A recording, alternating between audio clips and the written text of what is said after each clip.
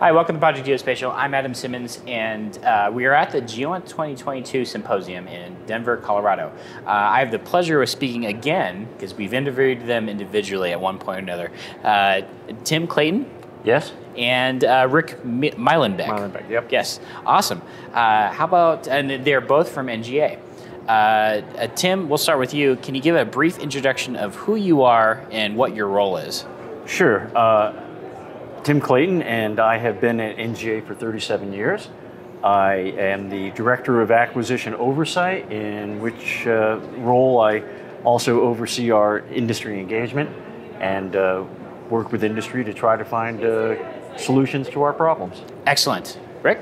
Yeah, Rick Myllenbeck. I've been at NGA about 6.5 years. I work for the world's best boss, Tim, and we do industry engagement at NGA, where we're chartered to engage with industry and find out what's going on. That means a lot of things between both of your roles. So let's talk about that a little bit more between industry engagement and perhaps the procurement side of getting these companies on board and impacting the mission workflow.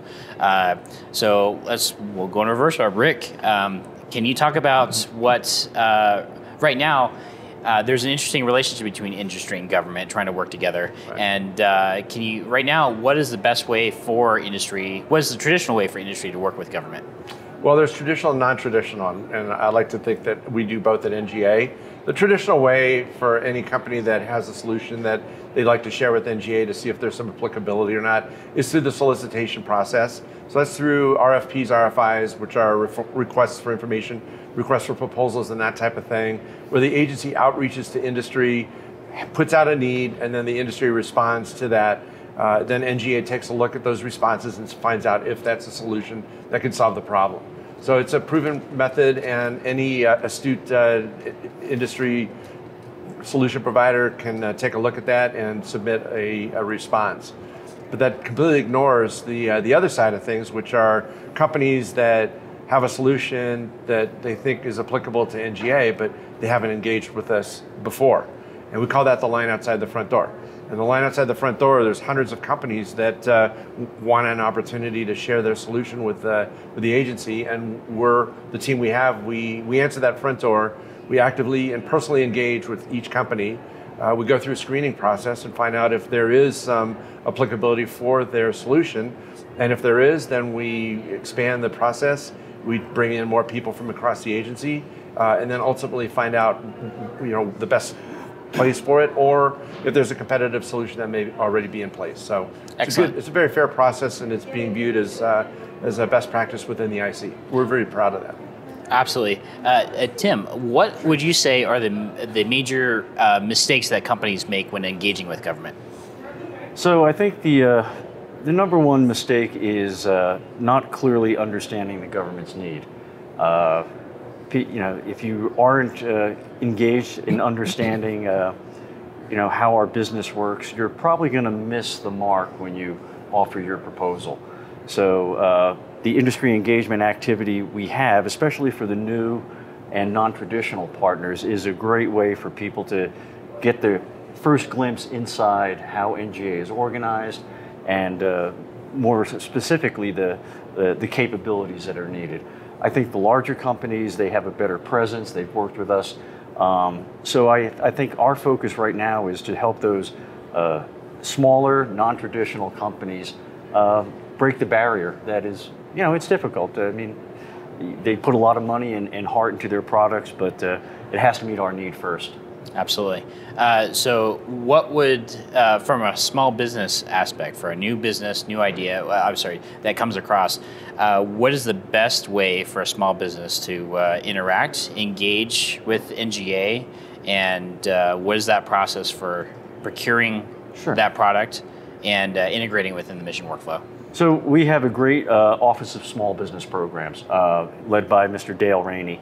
So small businesses, should be working with Dale at NGA. The Small Business Administration is available to give them guidance in general on how to work with the federal procurement system. And so, that's the structured way to do it. And as Rick mentioned, we also have for small but non-traditionals who have to work with us, we do have this industry engagement process. And Am I correct to say that small business is heavily involved?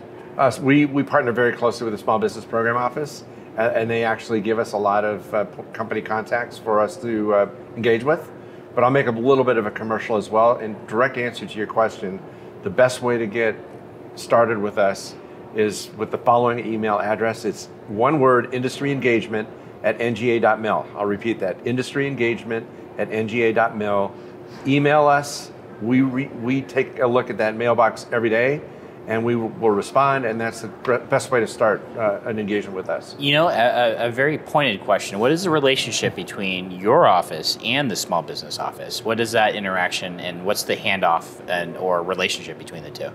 I'd say it's Dale and I have a great rapport in the office, and he engages with a lot of small businesses, and if he feels that that's something that we should take a look at, he just simply sends them our way, and then we engage with them, we talk to them, we ask them some questions and put them into the process and see if that works. I guess let me rephrase from what your role is with NGA.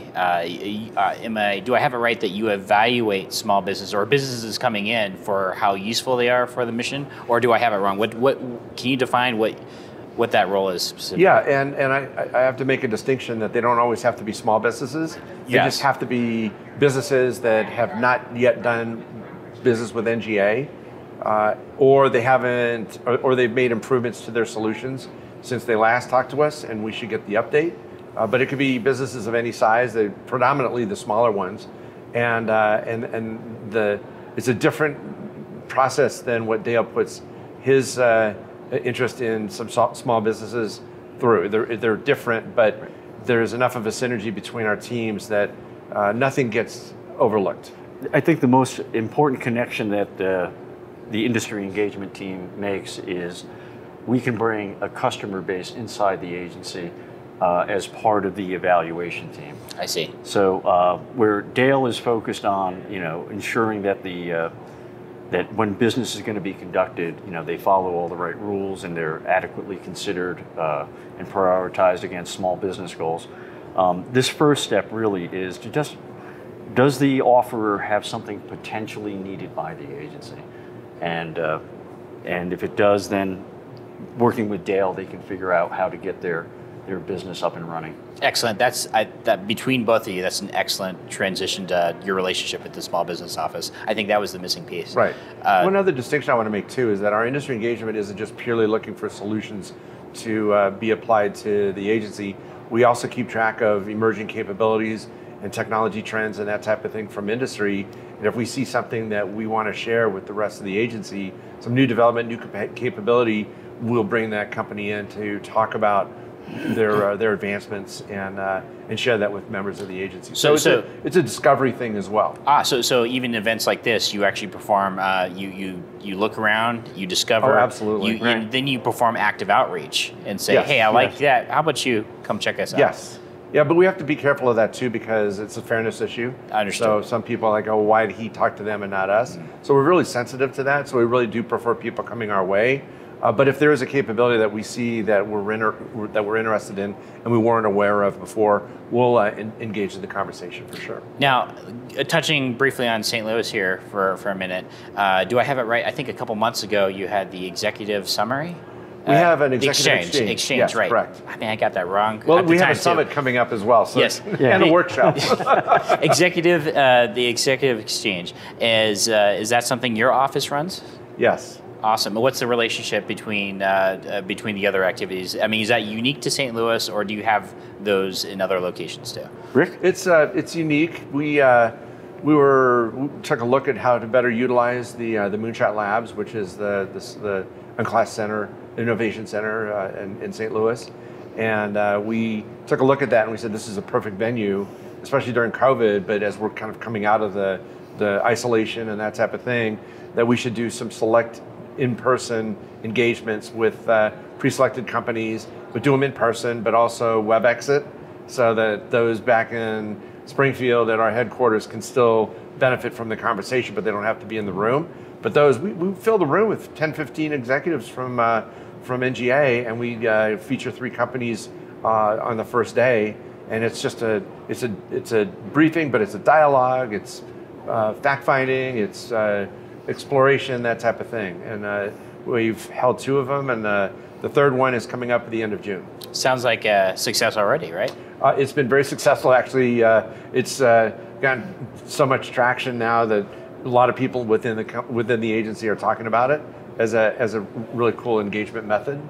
And then there's the day 2 also, which we engage with. Day 1 is commercial enterprise. Day 2 is local nonprofits, academia, and other organizations that are contributing to the GEOINT sphere there. Interesting. My last set of questions for both of you is part of that discovery element, and you being here at the GEOINT Symposium. Generally speaking, not mentioning specific companies, can you talk about some interesting technology trends that you've observed that you can see being heavily useful to the mission going forward? Where do you see it going that you want to? Sure. I think there was a comment made today that there were 3 million AI developers at this event. Certainly that's hyperbole, but the explosion of commercial solutions in the artificial intelligence space is really impressive. I don't know if all of those developments are going to last, but the fact that there are so many of them bodes well for the future. The other area I think that I've observed is the low barrier to entry to space collection. The number of smaller companies now that are going to be able to operationalize space to collect data for us to analyze. That was really amazing to me. Awesome. Rick? Yeah, I totally concur with Tim. I mean, the amount of hardware that's up there taking a look at the various parts of the Earth at various times is really impressive, and how easily that information is unclassified. You know, the open source thing is just really coming into its own, something that I think is long overdue. There's a lot of focus on Ukraine and how the various technologies that are out there are being applied to help with that crisis. And so there's some change detection where vehicle moves and that type of thing, and then also with the refugees. So if there's going to be an ingress, we have to be careful about the egress of refugees leaving the area if we're going to go into a battle situation. So all those kind of technologies that are out there, we've seen various implementations of that. Very impressive to me. Awesome. Well, I appreciate both of your insights. Any last minute advice to either industry or those watching about, trying to get involved with the government? Tim? Yeah, I mean, I would say partner with organizations like USGIF. I think it's a great nonprofit. It provides us a very comprehensive set of accesses to industry, and it really does build that partnership a lot better. Yeah, partnerships too. We have a great relationship with with all of the directorates and the offices across the agency. They all look to us to fuel their potential needs. And once again, a commercial industry engagement at nga.mil is the best way to get a hold of us. And we do answer the mail. We will respond. You make yourself sound like an NGA version of InQtel, if that. We're not. Well, not from an investment standpoint, but from a discovery and. Yeah, absolutely. Yeah. Yes. And actually, we have a InQtel little group within NGA, and we partner very closely with them as well. Excellent. And one last comment. Happy birthday, Rick. Oh, thank you. Wow. World's best boss. All right. Well, thank you, everybody, for listening. This is Rick Myllenbeck and Tim Clayton from NGA. Thank you. Adam Simmons, Project Geospatial. We'll talk to everybody next time.